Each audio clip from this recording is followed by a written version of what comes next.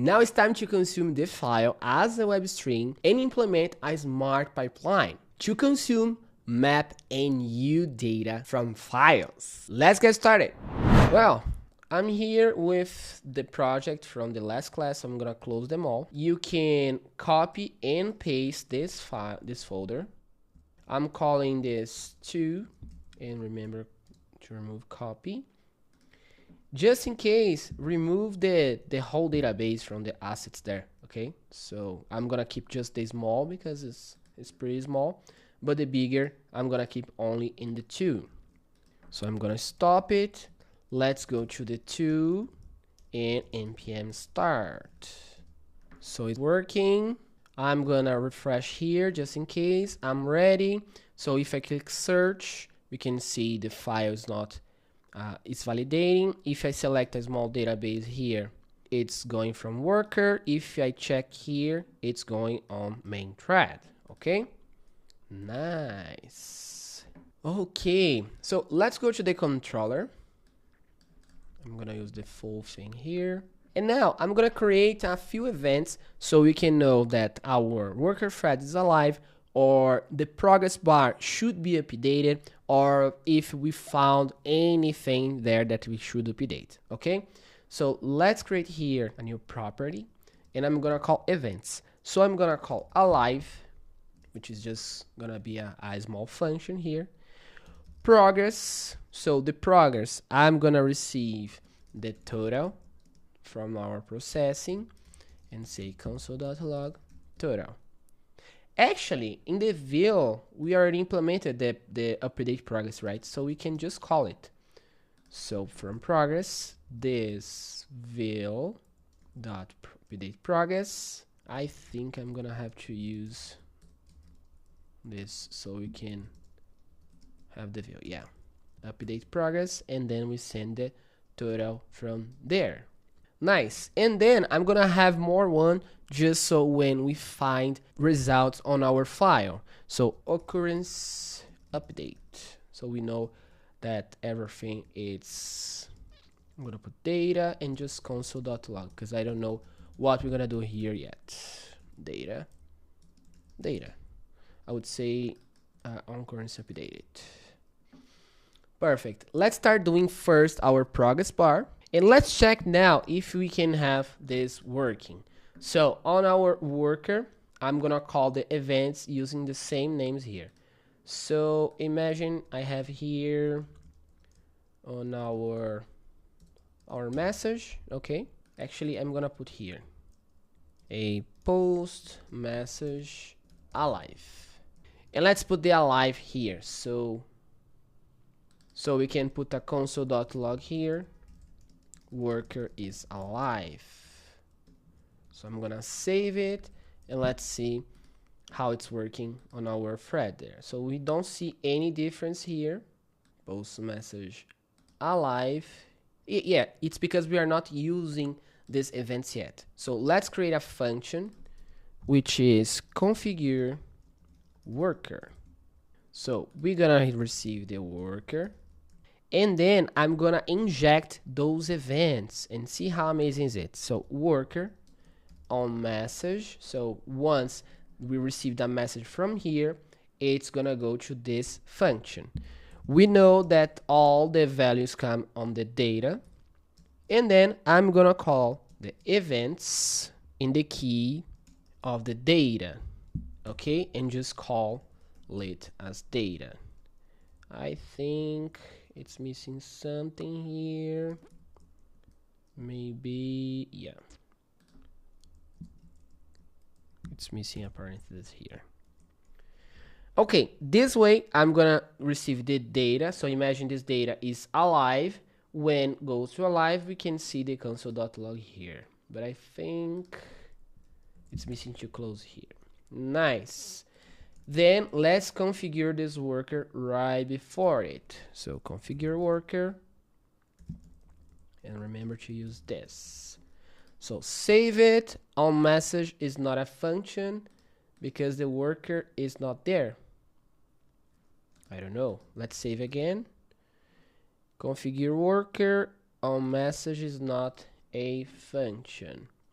Let's check if the index is sending our worker. It's there, right? It's on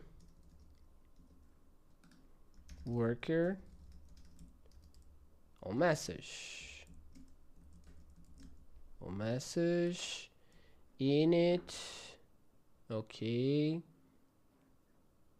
we are receiving the worker here,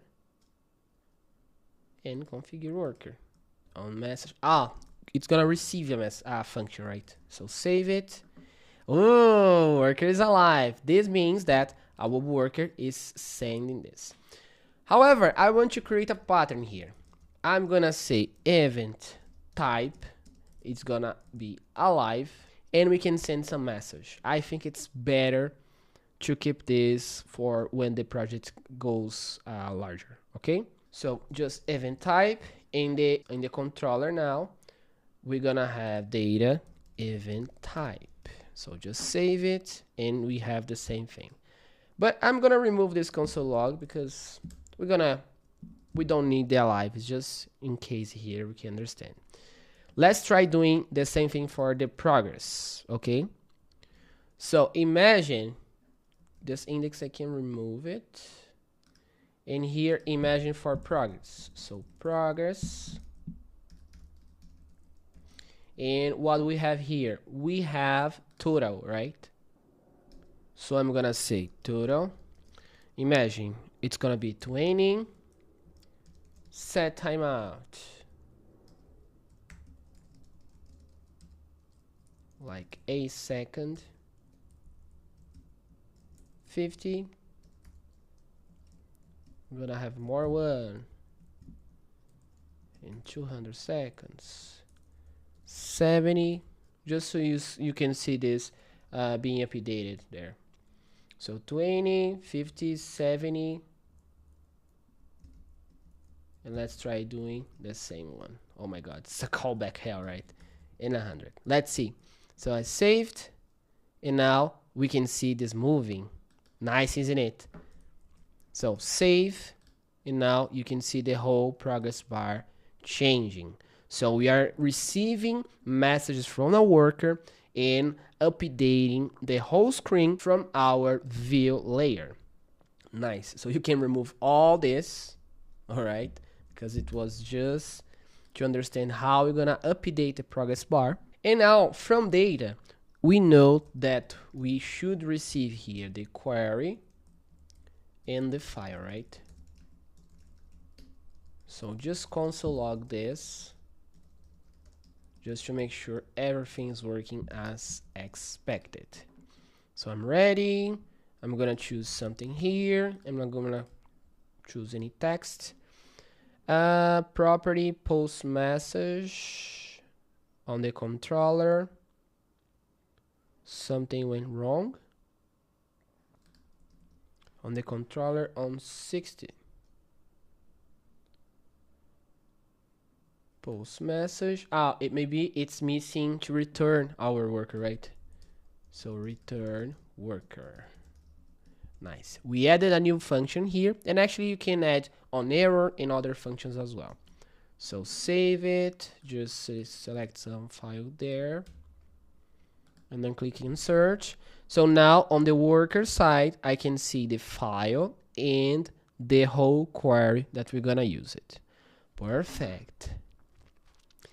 Now, as I said, we can use this service to make the whole business logic, the whole processing, all right? So the worker is gonna initialize the service, and if our browser doesn't support worker modules, we're gonna use this service directly.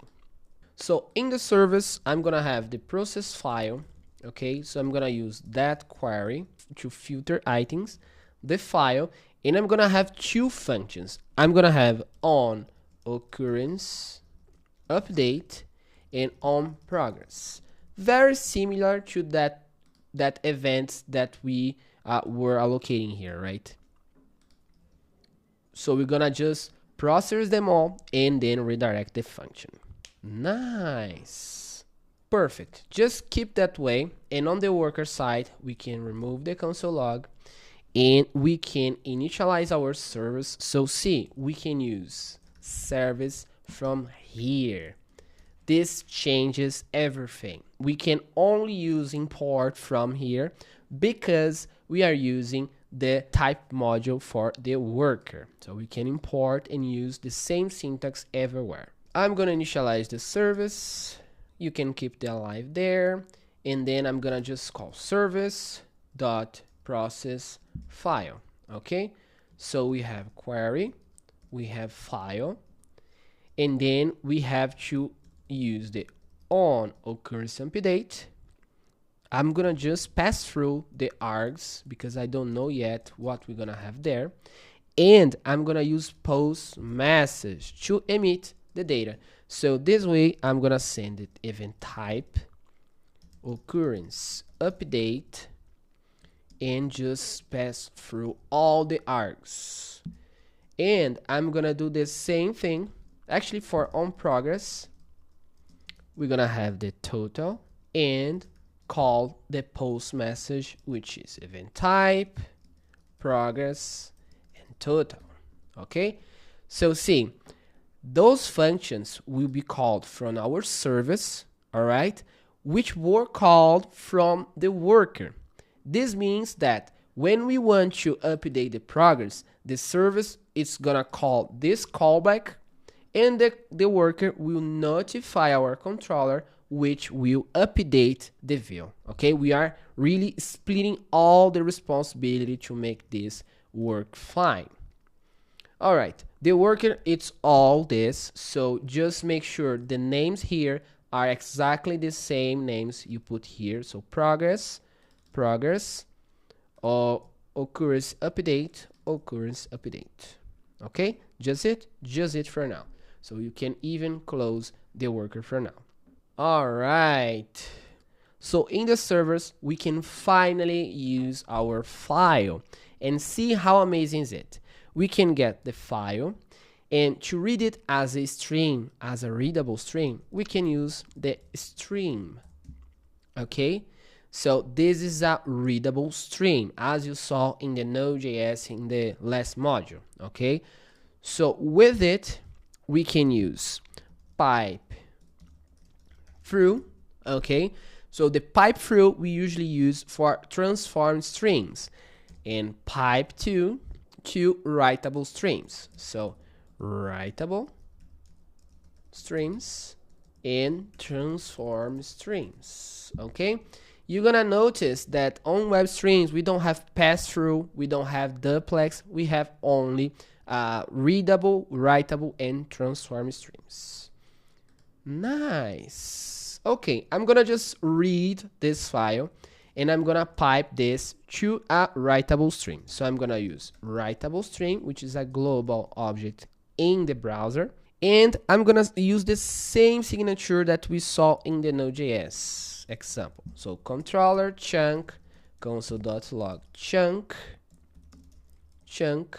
Actually, we don't need to use the controller because this is the last step. Okay, nice. I'm gonna just break a line here and break a line here and save it. Okay, so once I click to submit our file, our worker is gonna call this function and we're gonna see a console.log with the contents of the CSV. And see, we are accessing all the contents on CSV without having any backend. Choose a file. I'm gonna choose the smaller one first, and then I'm gonna click search. Ooh, well, we have something here, right? We have binary data. We have uint8 array. So this means we are receiving all the binary data on our browser. This looks very like to buffers, to what we saw in the first module in the Node.js side. Okay, so we're gonna convert our buffer to string now. So how can we do that? We can use pipe through and use another global object, which is the text decoder string. So now if I save it and choose a file again and just click search, now you can see the contents. Oh, pretty nice, isn't it? So here we seem to receive all the chunk, all the string in a single chunk. So it's nice, isn't it? So here, this pipe 2, I'm gonna keep here, but I'm gonna comment later, so we won't be using this in practice. All right, to close this class, now we're gonna implement the CSV to JSON algorithm, and I really adapted the whole algorithm that we used in the last projects to establish buffers, and if our chunk it's only on the half, we're gonna wait and keep it in memory until we have the full chunk and pass through the data, okay? So let's implement it. It's getting really advanced, right? To JSON. Before going to the CSV JSON, I want to put the progress bar to work already, okay? So let's go to our update progress bar. So I'm gonna use this onProgress function from here, and I'll have the file size, okay? So after it, we're gonna use as a pipe through, so this update progress bar on progress, and then the file size, which is the file dot size. Pretty straightforward, this, right? Okay, so now the progress bar should handle only and should only notify the progress and keep our pipeline working, okay? So now I'm gonna use return new transform stream, same idea, transform chunk and controller. And you can just go to the enqueue here and say that we are just passing through the chunk. Whatever we do in this function, we shouldn't stop the workflow. Okay, so now we are reading data on demand, and then we are notifying some project here. We are as soon as we have data, we are just passing through and then printing out the results. Okay, on the transform here, I'm gonna make a logic so we can update and call our progress bar. So let total updated 0, okay? And then when you initialize this project, I'm gonna call the onProgress with 0, okay? So if you are processing some file and you reach 100%, when you try changing again, we're gonna restart it from scratch, from 0. Perfect. Now I'm gonna create a new function, progress fn, which is gonna be a closure. Very nice. So see, we're gonna have the chunk length, and then what we're gonna do here, every time that we have the chunk length here, this function, it's gonna be updated itself. So here, every time we have a new chunk, we're gonna send to our function here, and we're gonna do all the logic here. So our total updated, we're gonna concat with the chunk length, and then we're gonna say that our total is gonna be 100 by our file size multiplied by the total updated. And then we can call our onProgress with the total, okay? This is the calculation for our percentage. So from the file size, we can know how much was already updated or processed here. I'm gonna save it, and let's see how this works. Let's see if it actually works, right? So cert, it goes so fast here. So I want to go and get, let's go to the module 6, to assets, and let's grab the big one. And I'm gonna click on search. Ooh, see how fast is it? Nice, isn't it? If I click again, it starts from scratch and it's printing out all the results. That's wonderful, wonderful, wonderful. I think this function doesn't make much sense. I think we could actually just move here, right? So chunk length. So we just update our value here. Yeah. Let's see, just in case, if the progress keep working.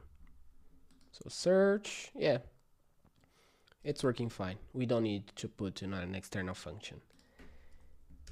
Nice. Our update progress bar is okay. Now let's implement our CSV to JSON. Same idea. We're gonna have a transform string, more one than this CSV to JSON. So our CSV to JSON here must return a new transform string with the transform function chunk controller. So first of all, let's create a few variables here so we can start reusing it.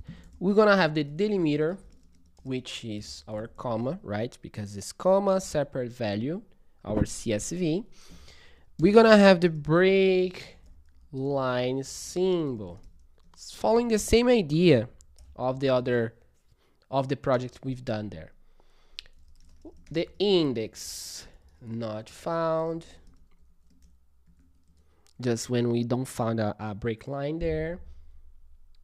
I'm gonna have here columns, because now we don't know the columns. So when I don't know the columns, I'm gonna save here. So you can put whatever you want. And we're gonna have the buffer. So here in the buffer is where we're gonna store our chunk if the information is not completed, right? If we are trying to consume some data and it's just half of the JSON, we're gonna keep it in memory, wait for the next iteration, and concat the value. As same thing as we've done in the other project, okay? Nice. So our buffer is gonna receive the buffer that we already have and concat with the chunk, okay? I'm gonna copy the whole explanation we got from the other, just in case you want, okay? So it will ensure if we got a chunk that is not completed and doesn't have a break line, it will concat with the previous chunk. So in the first time, we have just some value here. The next time we have the rest. So then we can try parse and actually consume the data, okay? The first thing we should do is to try finding where is the break line. So break line index is 0. And then I'm gonna run while the break line is different than index not found. Once our break line is not found, once there's no break lines in the chunk, we're gonna stop this while true.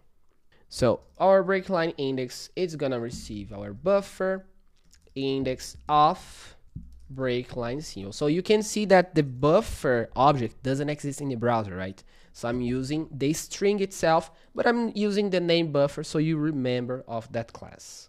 So if the break line index is not found, we're gonna break, okay? And the while will just stop here. Otherwise, we can consume this line. So to consume a line, I think it's better to create a new function right after our return here. Inside the CSV JSON here, I'm gonna create a function here. It's gonna be called const consume line data, and we're gonna receive our break line index, okay? So the line that we want to process, so imagine here, I think I didn't put here. Imagine we found here, so the index of our break line is this one, but we should start grabbing data after it or before it, okay? So how do we do that? We can say line to process index, it's gonna be our break line index plus our break line plus length, okay? So I'm gonna grab all the data including the break line. Then I'm gonna say that our line, it's gonna be our buffer slice, okay? It's very, very similar to the API of the buffer that we used, from 0 to this line to index process. Well, like this, we are just saying that we are grabbing this data, but we are not updating the buffer. So here, what we're gonna say, I will remove from the main buffer the data, the first information until the break line. So imagine in this case that we have like 1, Eric, I don't know, 2, and we have a break line here in the same chunk, and we have 2. So here 4 and 5. Okay, what I'm gonna do here, I'm just gonna consume the first, and I'm gonna keep the rest on the buffer variable. Okay, and in the next iteration, we're gonna consume them all, because it wasn't supposed to go more than one item per chunk, but it might happen, right? When we are trying to handle big files, this will happen. So when this comes, buffer, it's gonna have only this value, and the line, it's gonna have this value. Okay, nice. So buffer, now we're gonna remove this data. So I will say only the line index to process. Oops, it's slice line index to process. So this is from this index to the end. We were doing from 0 to the index. So from 0 to the first index, and now to keep in the buffer, I want to go from this index, which is the dash n, to the end. Okay, nice. And then now we have our line. This is a code to use on our library, right? It's pretty useful if you want to put this on a library. So our line data, it's gonna have our consume line data from our break line index. Let's print out what we have on our line data.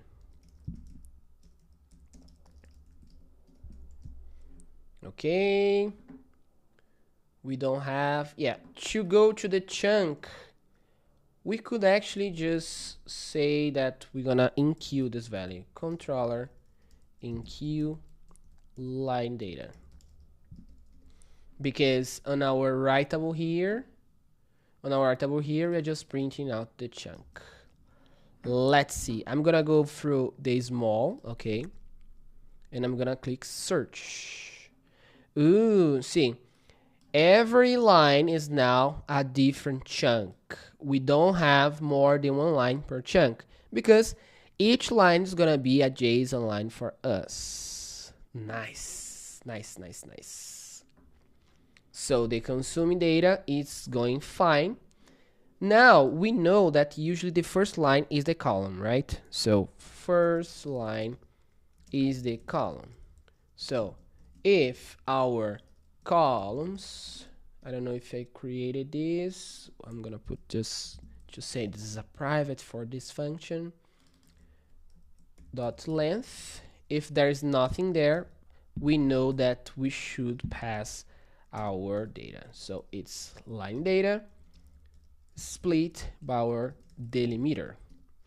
And then I'm gonna continue, because I don't want to parse to JSON the columns, right?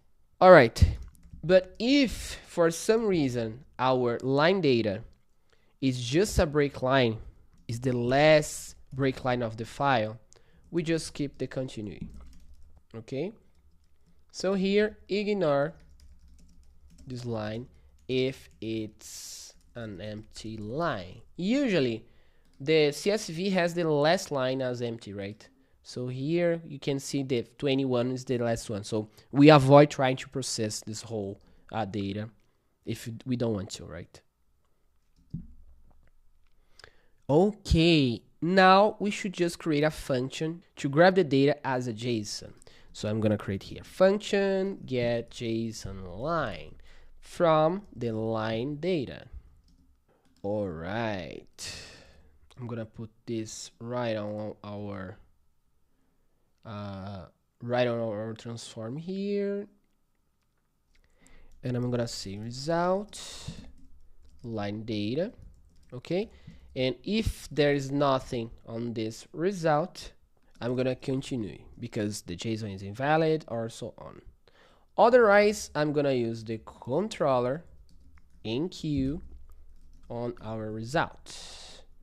Let's see just if I didn't use in elsewhere here. Perfect. Now we will parse our JSON with this function and with the result. If the result is okay, we're gonna enqueue so we can see in the next steps. Perfect.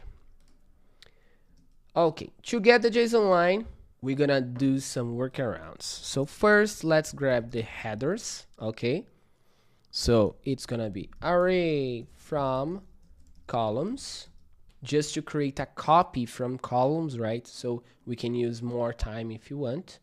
And then I'm gonna create a JSON string from this. So JSON object maybe. Okay.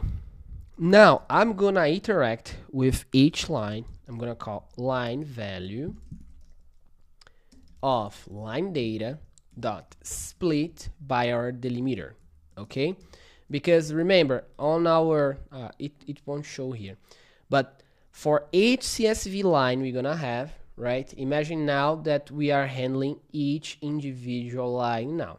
So I want to put this number on the key case of our JSON. I want to put this value as date clear key and so on.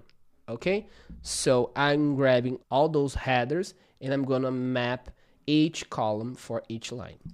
Okay, I'm gonna create here a remove break line, just in case if any line have a break line and makes our code harder. So replace break line symbol by empty.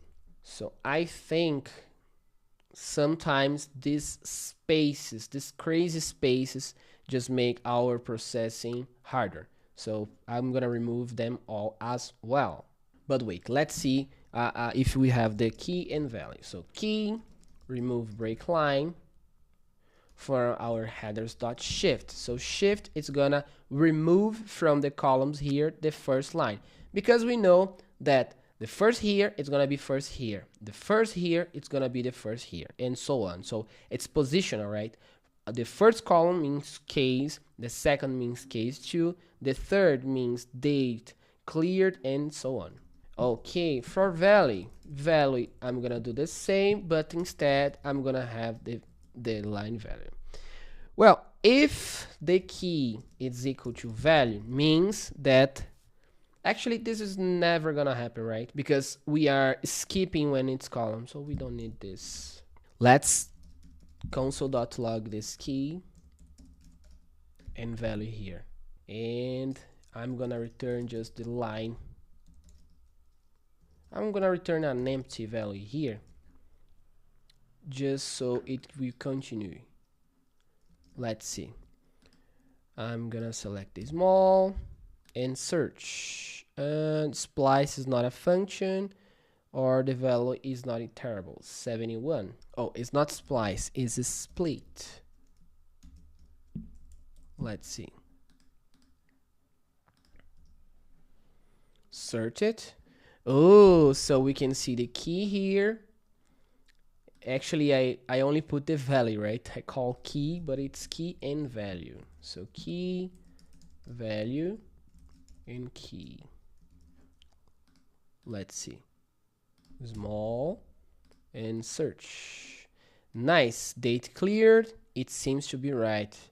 Call description, value. Ooh, this is what you want. So now we're gonna create a string from this value. So const final value, it's gonna be our value. String end. Remember that I said this, that we have those huge spaces here, so it's gonna remove all the string. And then I noticed looking at the file, let's see if I can open here. In the object, I can see these special characters, so I'm gonna remove them. Okay, so I'm gonna use replace with this special character global for empty. And then our JSON.object, it's gonna be our push. So I'm gonna have here as a string, remember, it's gonna be key and final value. So for each property, imagine I'm gonna go through key value, key value, key value, and then at the end, I'm gonna join them all and create a JSON. So if JSON object, I'll say here JSON data properties. I don't know how to call this this variable name. So if there is nothing here, length 0, I'm gonna return null.